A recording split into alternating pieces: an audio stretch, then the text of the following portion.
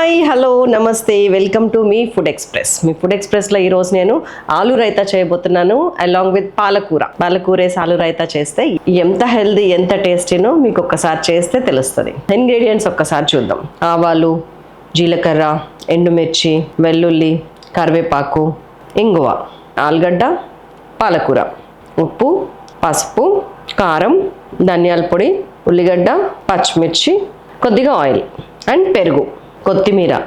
మనం కావాలంటే ఆయిల్లోంచి ఎక్స్ట్రా తీసేసుకుందాము, కానీ ఆయిల్ కొంచెం వేస్తున్నా నేను, ఒక 2-3 టేబుల్ స్పూన్స్, ఎందుకంటే ఇది డీప్ ఫ్రై చేయాలి నేను ఆలుగడ్డ. నేను ఇందులోకి కొంచెం పసుపు వేసుకుంటున్నా, ముందు వేసుకొని ఆలుగడ్డ వేసేస్తున్నా. కొంచెం హై ఫ్లేమ్ పెడుతున్నాను, ఒకటే ఆలుగడ్డ కాబట్టి. ఇవి మంచిగా క్రిస్పీగా పైన లేయర్ ఫామ్ అయ్యేటట్టు వేయించండి. ఇట్ టేక్స్ కొంచెం టైం. ఎందుకంటే కొద్దిగా ఆయిల్ తీసేస్తున్నాను, మనకి ఆయిల్తో పని అయిపోయింది. ఎక్సెస్ ఆయిల్ ఉంచొద్దండి, నూనె వేస్ట్ అయినా పర్వాలేదు. ఇంకా ఆయిల్ తీసేసా, ఊరికినే లిటిల్ కొంచెం ఉంచిన పేరుకి. దీంట్లో ఒక్క కట్ట పాలకూర వేసేస్తున్నా.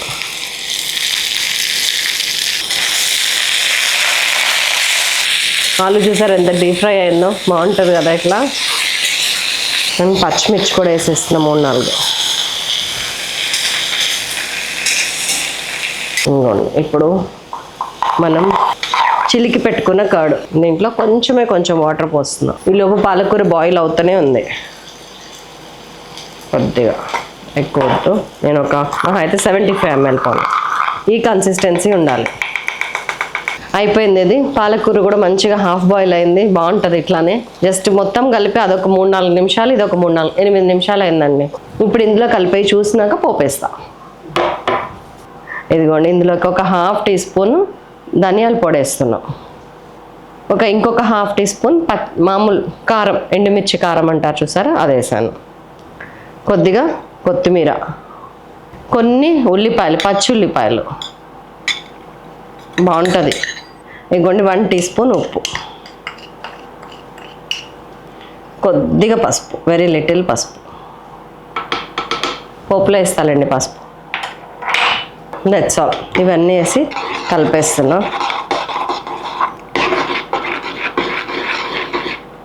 ఈ పాలకూర కలిపేస్తున్నాను. పచ్చిమిరపకాయ కూడా ఉంది. ఏదైతే ఉడకటం మస్టో అవి మనం ఉడకబెట్టేసినాం, వేయించినాం ఇంకా టేస్ట్ కోసం. అండ్ ఏదైతే పచ్చివి బాగుంటాయో అవి పచ్చిగా ఉంచాం.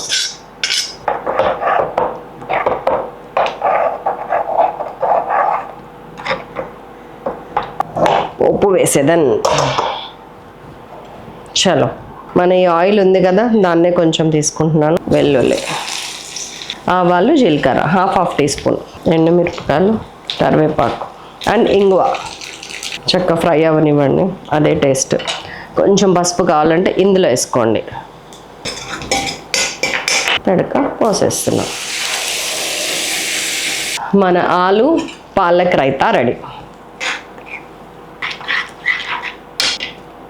చాలా యమ్మీగా, చాలా టేస్టీగా ఉంటుంది. ఉంటున్నా మరి మరొక అద్భుతమైన రెసిపీతో మళ్ళీ కలుస్తాను. ఈ రైతా అన్నిట్లోకి బాగుంటుంది, టిఫిన్ బాక్స్లో కూడా బాగుంటుంది. కొంచెం అన్నం వేసుకొని దాన్ని అన్నంని దీంట్లో నాననిచ్చి తింటే నెక్స్ట్ లెవెల్.